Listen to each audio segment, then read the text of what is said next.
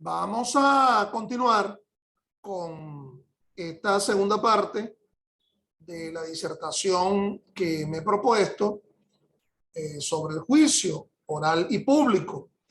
Disertación esta que está dirigida fundamentalmente a mis alumnos de la Universidad Central de Venezuela, de las asignaturas Derecho Procesal Penal y Derecho y Práctica, de Práctica 3, Práctica de Derecho Penal, y al público en general. Y le habla Ángel Serpa Ponte y estamos transmitiendo esto en mayo de 2022. Clases estas que la pueden encontrar en mi canal YouTube, Ángel Serpa Ponte, y allí también podrán encontrar las láminas, pues, que más o menos sustentan lo que estamos explicando acá. Ya hemos abordado esto de la oferta probatoria y las oportunidades de admisión de la prueba en el proceso penal venezolano, el contenido del auto de apertura a juicio y el por qué ese auto de apertura a juicio, conforme a lo descrito en el infine del artículo 314, solo en lo que atañe a la admisión de la prueba ilícita o la ilícita inadmisión de prueba, puede ser apelado. Bueno, dicho esto, vamos entonces a asumir un recorrido de la fase de juicio y la audiencia de juicio dentro de dicha fase de juicio. Ahora, fase preparatoria, fase intermedia, fase de juicio. Esa fase preparatoria está repleta de incidentes o incidencias, de la misma forma que la fase intermedia lo está y de la misma forma que la fase de juicio lo está. No vayamos a confundir fase de juicio con audiencia de juicio. Hay una relación de continente a contenido. La fase de juicio está repleto de incidentes, uno de los cuales es la audiencia de juicio, pero existe toda una etapa previa de preparación del juicio tan importante como la propia audiencia de juicio. ¿Cuál fue el ingreso, la llave de acceso a dicha fase de juicio? El dictado del auto de apertura a juicio.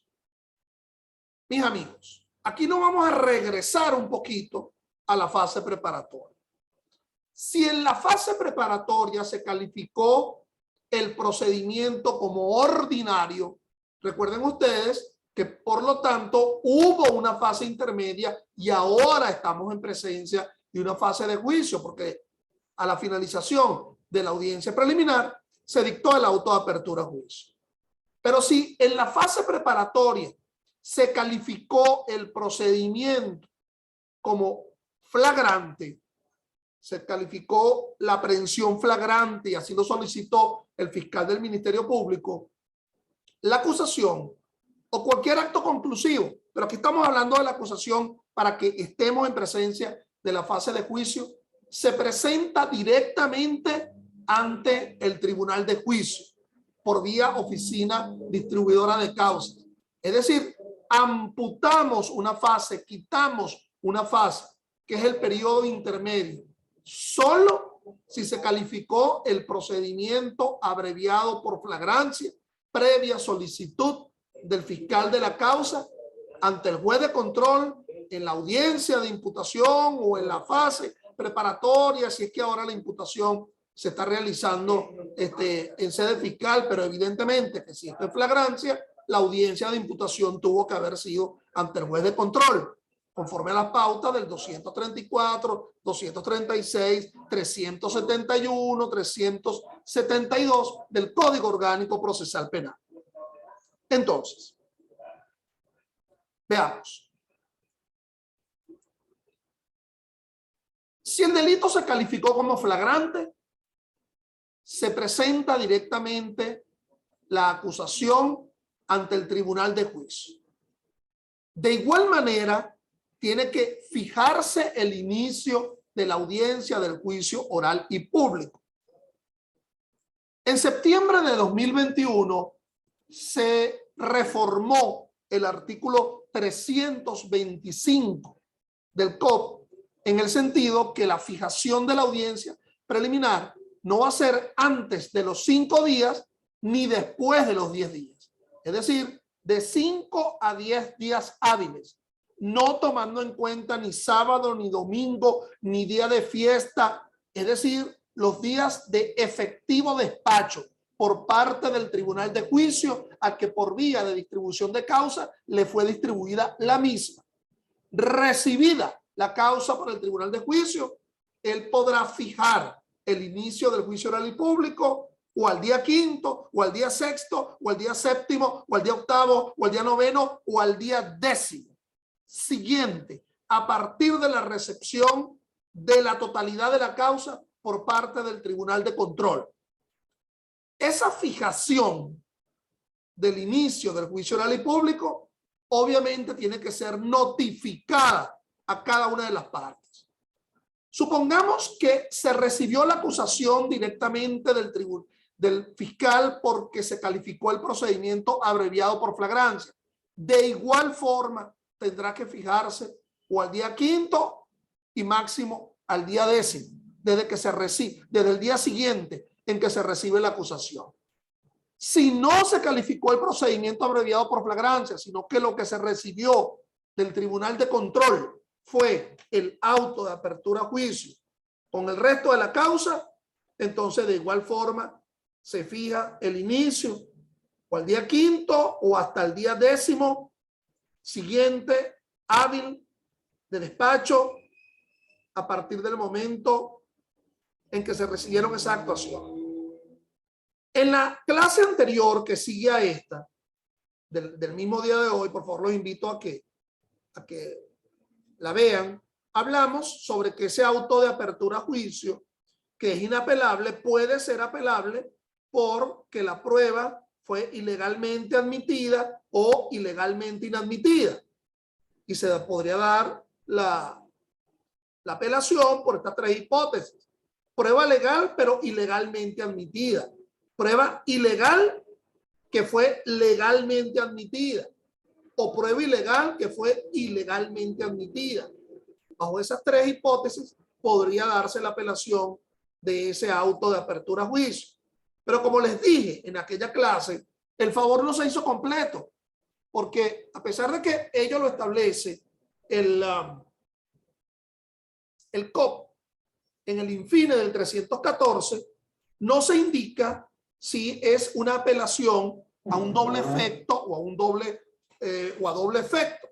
Lo normal es que fuese a doble efecto, es decir, que no se iniciara el juicio oral y público hasta tanto no resolviere la Corte de Apelaciones sobre la admisión de la prueba, la ilícita admisión de la prueba. Sigamos. Ese auto de apertura a juicio va a conducir a esa fase de juicio y va a dar cabida a una preparación del juicio oral y público. A la finalización de ese juicio oral y público nos vamos a encontrar con sentencias. Puede haber una sentencia condenatoria, si hay certeza de culpabilidad por lo que se produjo en el juicio oral y público, 349 del COP. Puede haber una sentencia absolutoria si se da la duda razonable con respecto a lo que fue debatido en juicio, 348 del COP. Pero pudiera darse también una sentencia de sobreseimiento. Se verifica tan tardíamente en pleno juicio que se extinguió la acción penal. Hubo cosa juzgada, pero sobre todo hubo prescripción. ¿De qué prescripción yo estaría hablando? Bueno, obviamente tendría que ser de la prescripción extraordinaria, la que describe el artículo 110, la que sigue la prescripción ordinaria, la que dura la mitad de la prescripción ordinaria más el tiempo completo de la prescripción ordinaria. la que a mi criterio no debe comenzar a computarse a partir de la realización del hecho, sino a partir del momento de la interrupción de la prescripción ordinaria. Eso pudiera verificarse en pleno juicio oral y público. Y por lo tanto, conforme al artículo 304, se dicta una sentencia de sobreseimiento.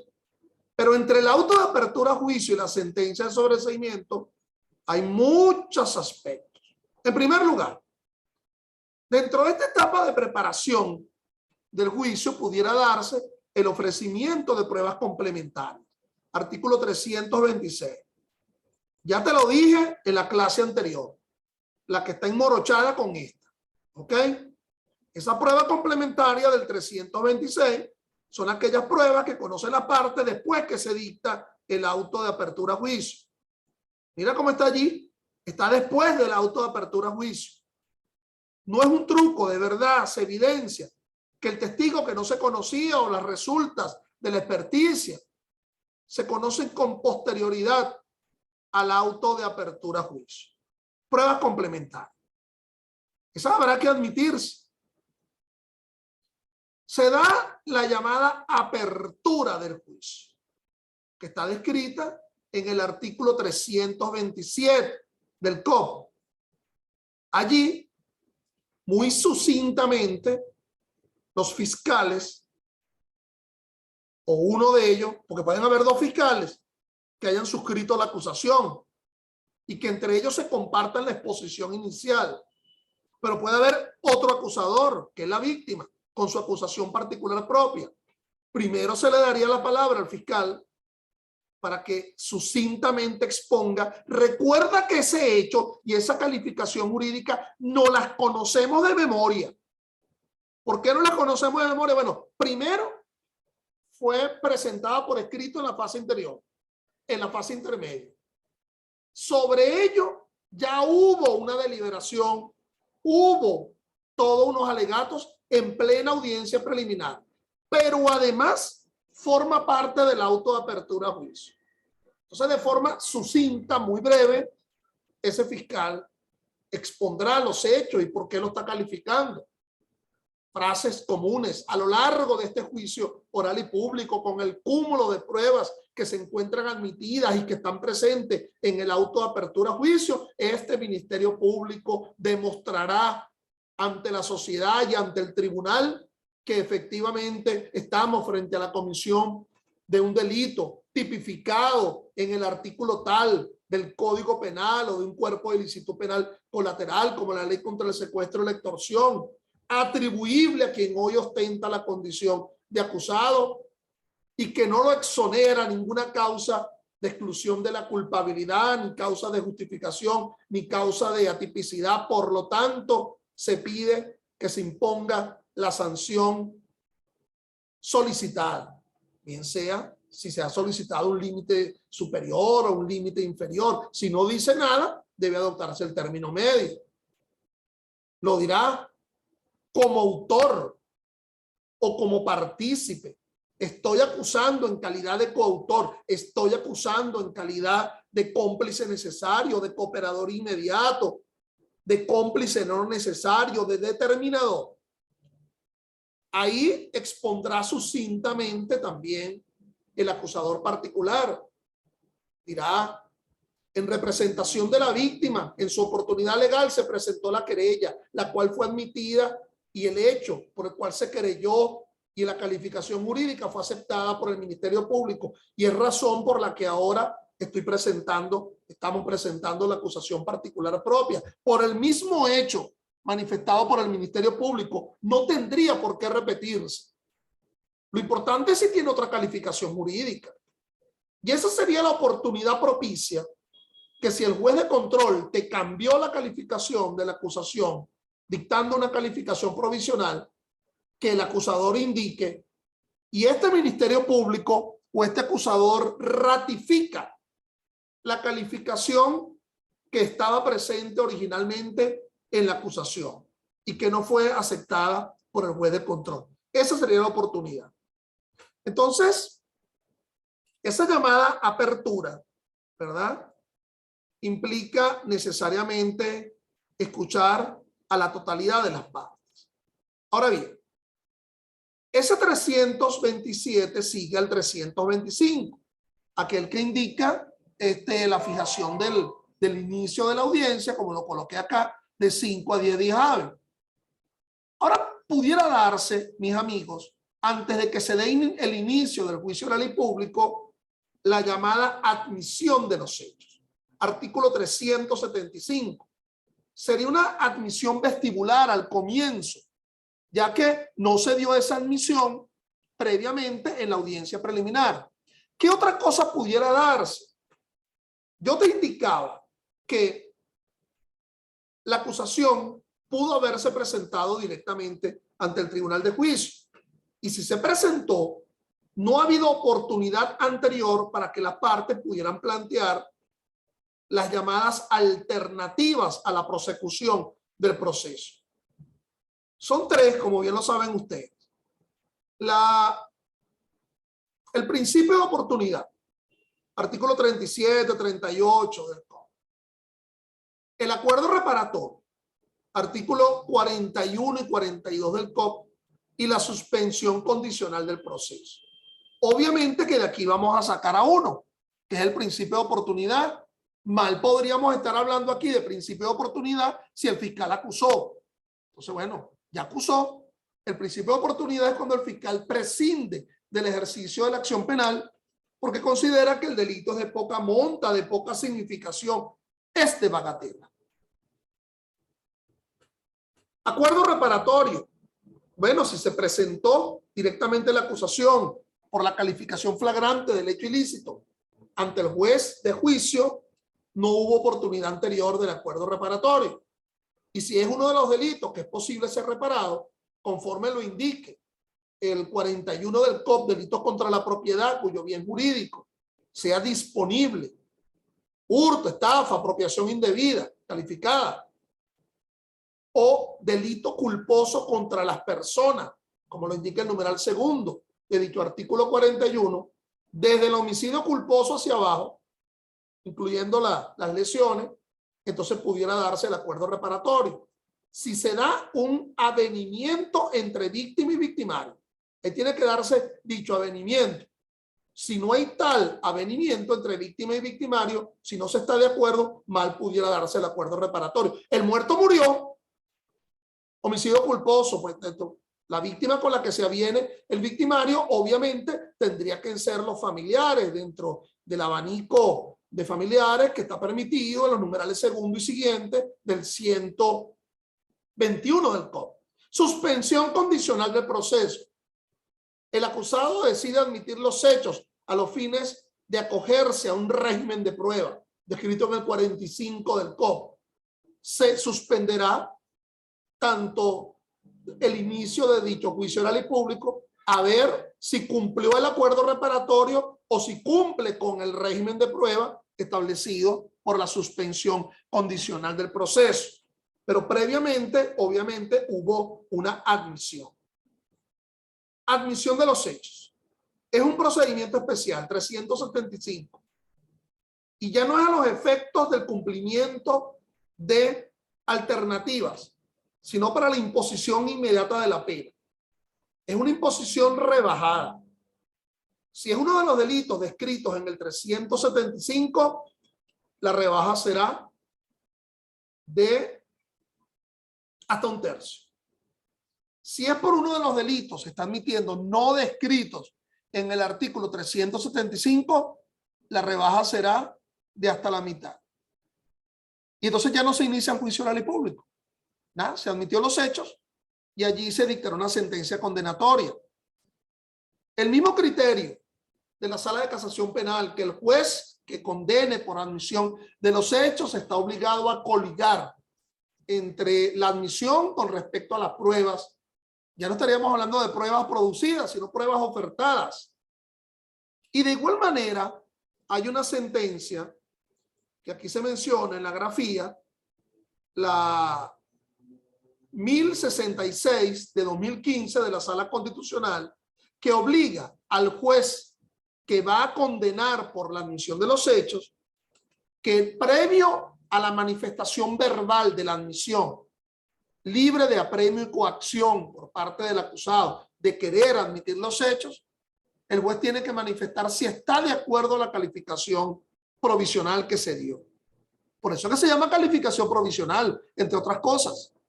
Puede ser que ese juez indique: no estoy de acuerdo con esa calificación al comienzo.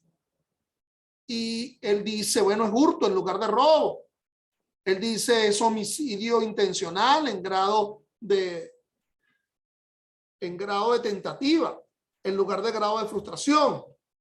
Y entonces, es decir, para que se dé la admisión por parte del acusado, tiene que escucharse previamente la admisión que está haciendo el juez de dicha calificación jurídica. ¿Qué más?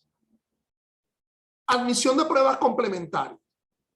Ya lo manifestaba, como incidente o incidencia, esa prueba que fue ofertada con posterioridad a la acusación particular propia, pues tendría que darse la incidencia de la admisión para ver si la incorporamos en el auto de apertura a juicio y por lo tanto esa comunidad de la prueba que está integrada en el auto de apertura a juicio se ve modificada, ese auto de apertura a juicio, por la implementación, por la incorporación de la llamada prueba complementaria del artículo 326. What else? ¿Qué más? Hay excepciones que pueden oponerse en fase de juicio. En primer lugar, las excepciones que fueron desechadas en la fase intermedia, bien sea por inadmisión o bien sea por ser declaradas improcedentes. Las que fueron rechazadas en la fase intermedia, puede insistirse con ellas, como lo indica el 32 del COP, en la fase de juicio. ¿Okay? Entonces, antes del juicio, tendría que resolverse las excepciones que fueron ofertadas, que fueron presentadas en juicio, entre las cuales están, repito, las que fueron desechadas en la fase intermedia, la prescripción y la incompetencia del tribunal. Si la incompetencia del tribunal no hubiese sido considerada por anterioridad. Supónganse ustedes que están de desacuerdo con que el tribunal que conozca en uno del sistema penal de responsabilidad de adolescente, competencia en razón de la persona, porque quien cometió el delito no fue ningún adolescente o un adulto, sino un adulto, o viceversa, que no debe ser el tribunal del circuito judicial del área metropolitana de Caracas, sino del estado Miranda. Supóngase que esto sea una oposición de excepciones novedosa que no había sido planteada con anterioridad. Por cierto, el hecho de que te rechacen una excepción en fase intermedia por inadmisibilidad o improcedente no significa que está automáticamente opuesta. Es decir, se tiene que tomar la molestia a la defensa de presentar las excepciones en fase de juicio, sustentándolo en el rechazo que de ella ocurrió en la fase intermedia. No es que está oficiosamente así a ser resuelta por parte del tribunal. Se tiene que oponer, la carga de oponerla por parte de las partes. Porque no solamente la defensa, yo soy de los que cree que cualquiera de las partes puede poner excepciones. Si se trata de un problema de contradecir la jurisdicción, de contradecir la capacidad o de contradecir la competencia. Porque obviamente no podría ser contradecir la acción, porque se estaría haciendo un harakiri el propio accionante de hablar de acción promovida ilegalmente si él es el titular de la acción penal, quien la ha promovido. ¿Qué otra cosa? Ya la mencioné, las alternativas a la prosecución que sean novedosas, obviamente que no podría ser la del 38. Pero ojo, ¿por qué yo coloco el 38? Si el 38 nos habla del principio de oportunidad, pudiera ser que el fiscal que se espera que presente la acusación directamente ante el tribunal de juicio porque solicitó que se calificara el procedimiento abreviado por flagrancia, termina convenciéndose que aquí fue un delito de bagatela, de poca monta, de poca significación. Y por lo tanto, en lugar de presentarse con una acusación, se presenta con un escrito del principio de oportunidad ante el tribunal de juicio. Aquí es el tribunal de juicio. Si ve que algunos de los delitos son de los delitos insignificantes o infrecuentes, toda la retahíla que está en el artículo 38, pues dictará el sobreseimiento, pudiendo la víctima, como lo indica el 39, apelar de esa decisión. ¿Qué más? Solicitudes de nulidad. Es un tema interesante. Solicitar la nulidad ante un juez de juicio de lo acontecido en fase preparatoria o fase intermedia. Oye, para ello debió haberse realizado la fase preparatoria a los efectos de anular actuaciones en la fase preparatoria. Hay además una norma, el 177 del COP, que me indica no se podrá anular actuaciones realizadas en las fases anteriores al auto de apertura a juicio. Bueno, Ángel Serpa, ¿y por qué lo estás colocando? Bueno, porque ese 177 comienza diciendo, salvo en casos de nulidad absoluta. Entonces, si hay una circunstancia de nulidad absoluta, sí se podría solicitar ante el juez de juicio la nulidad de actuaciones verificadas en fases anteriores. Pero es que además pudiera ocurrir que entre el momento en que se dicta el auto de apertura a juicio y el inicio del juicio oral y público, que sí, que cada día los legisladores lo acortan mucho más, ahora es de 5 a 10 días, pero son días hábiles de despacho. Allí, en ese poco tiempo, nos enteramos de alguna hipótesis que conduzca a la nulidad de actos anteriores, conforme al 174, 175 del COP. Los invito a que vean mi clase sobre la nulidad de los actos procesales penales. Por cierto, mis alumnos, es tema obligado de examen. Me encanta el tema de las nulidades. Bueno, mis estimados, todo ello se realizó o realizándose no conllevó el no inicio del juicio oral y público. Total que el 330 me está indicando que debe haber una exposición sucinta de las partes. Y es donde yo digo que los acusadores pueden insistir en su calificación original y la defensa también podrá exponer. Ahora es obvio que en esa exposición inicial de la defensa sería un sinsentido, sería un atentado ante una estrategia de defensa, abordar cuál es la estrategia que se piensa plantear.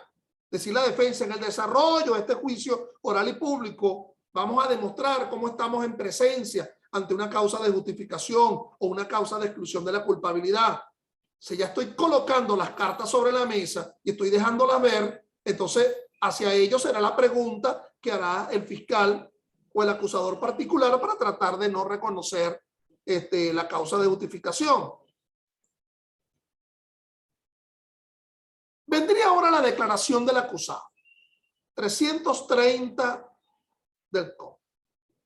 El juez tendría que imponerle del precepto constitucional que no lo obliga a declarar, que está descrito en el 49.5 de la Constitución y ratificado en el 127 del Código 100 y siguientes del Código Orgánico Procesal Penal. ¿Qué hará él?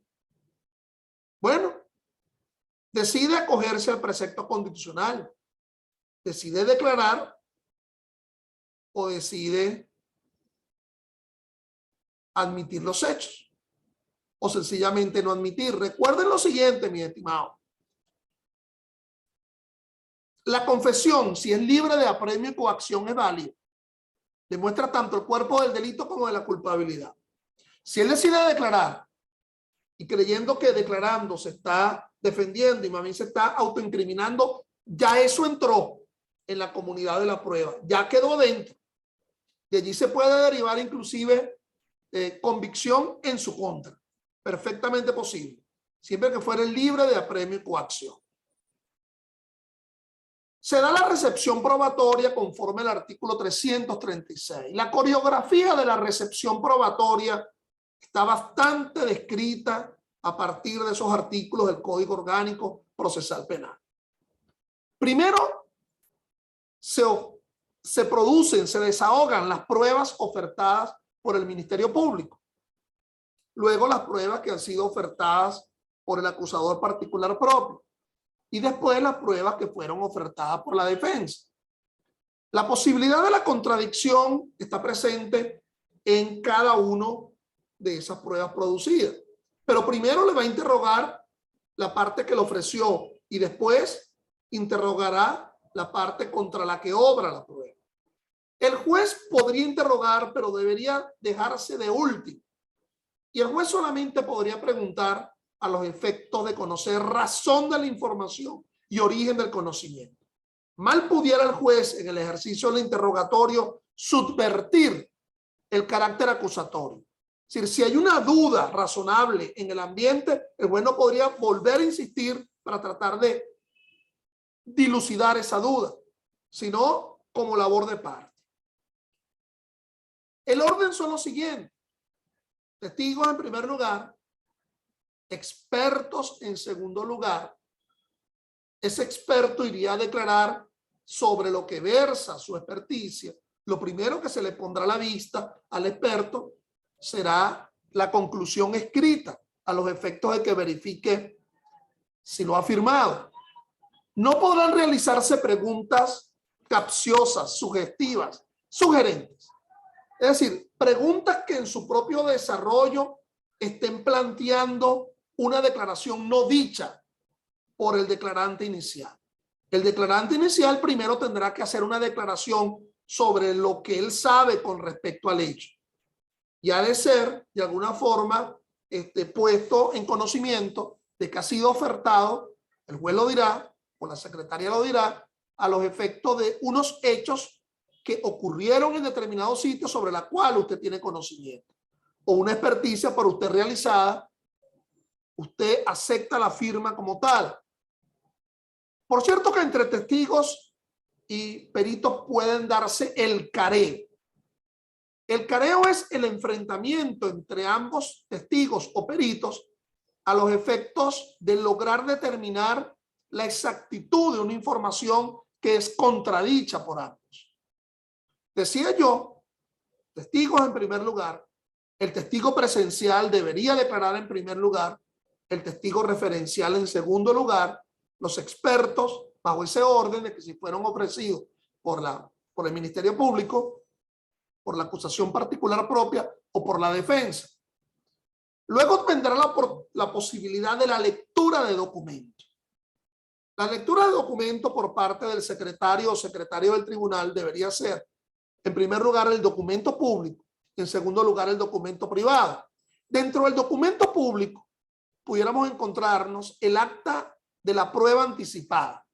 Es decir, una prueba que conforme al artículo 289 del COP fue producida con anterioridad ante el juez de control porque se preveía el desvanecimiento del sujeto de prueba. Ahora, si el sujeto de prueba no se fue del país, no se terminó muriendo, sino que está allí, es preferible inmediación que mediación. Cerrado el debate probatorio, ahí es donde se dará la posibilidad de estas tres figuras que yo te mencionaba en la sesión anterior de esta misma clase. Es decir, la advertencia de cambio de calificación por parte del juez, en las cuales ese juez advierte ante la posibilidad de un cambio de calificación por lo que se ha escuchado en la audiencia. Las partes decidirán si deciden reaperturar o no el lapso probatorio. ¿Qué más? La ampliación de la acusación por parte del fiscal o por parte del acusador particular propio. Por cierto, que puede haber acusador particular propio que no acepte la ampliación de la acusación del fiscal. Si no tendría por qué casarse con esa ampliación, que sería un cambio de calificación por parte del fiscal. Y de igual manera, si las otras partes lo deciden, reaperturar el lapso probatorio a partir de la ampliación de la acusación.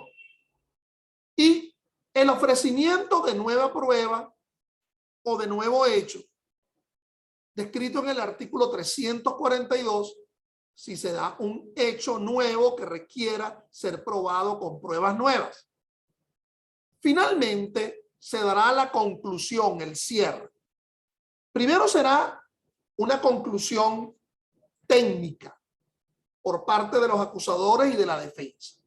Propicia la oportunidad para que no solamente el acusador dé una clase de derecho penal, sino que en esa exposición tendrá que vincular cada una de las pruebas que fueron conocidas a su pretensión. De igual forma la defensa, en cuanto a qué desarrollo de defensa asumió, o una penal, causa de justificación, causa de exclusión probada, o una procesal, contradicción de la prueba. Y luego vendrá la exposición de las partes propiamente dichas, del acusado y de la víctima, inclusive la víctima secundaria. Si el acusado decide no declarar, se acoge al precepto constitucional, entonces no lo hará. Por cierto, que no debe interpretarse que esa declaración final sea un acto de prueba. Si el acusado indica, yo sí fui en ese momento tan ulterior, o la víctima indica, él no fue, eso es un hecho nuevo que haría revolvernos al tema del hecho nuevo descrito en el 342. Finalmente, el juez emite su dispositivo. No está obligado a publicar la sentencia de inmediato. Se le concede 10 días. La motivación ha de estar presente en la sentencia. Ahora, ese juez emite el dispositivo en presencia de las partes a los efectos de que ese secretario o secretaria levante el acta y pudiera dar unas razones de motivación en el dictado de los 3 tipos de decisiones que es posible: o la sentencia condenatoria si hay certeza de culpabilidad, o la sentencia absolutoria si hay duda razonable. La duda razonable puede provenir de la contradicción de la prueba. De ambos hechos están demostrados. Está demostrado la legítima defensa y está demostrado que Pedro mató a Juan, por lo tanto se impone la legítima defensa como causa de justificación. O puede ser en relación a el derecho. Es decir, la hipótesis que está presente es la que sea mucho más favorable y que conduzca a una absolutoria. Y también pudiera dictarse una sentencia de sobreseimiento si se dan los extremos analizados. Gracias y hasta una próxima oportunidad.